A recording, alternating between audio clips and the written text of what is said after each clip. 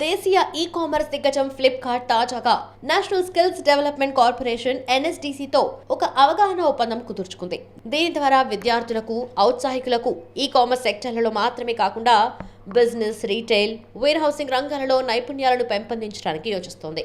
ఈ ఒప్పంద కార్యక్రమంలో education, skill development and entrepreneurship minister Atul Kumar Tiwari, NSDC COO Ved Mani Tiwari పాల్గొన్నారు. భారత్లో వేగంగా అభివృద్ధి చెందుతున్న ఈ-కామర్స్ రంగంలో ఉద్యోగం చేయాలనుకునే వారికి ఉచిత ఆన్లైన్ కోర్సులను అందించడమే ప్రధాన ఉద్దేశంగా ఈ ఒప్పందం జరిగింది. ఫ్రీ ఆన్లైన్ కోర్సులను, నైపుణ్యాలను పెంచుకుంటే ఈ-కామర్స్ అండ్ రీటైల్ రంగాలలో ఉద్యోగాలు తెచ్చుకోవడం సులభతరమవుతుంది. ఫ్లిప్కార్ట్ సప్లై చైన్ అకాడమీ ఆధ్వర్యంలో శిక్షణ ఇవ్వటం ద్వారా వారికి కోర్సు విజయవంతంగా పూర్తి చేసినట్లు సర్టిఫికెట్ కూడా అందిస్తుంది.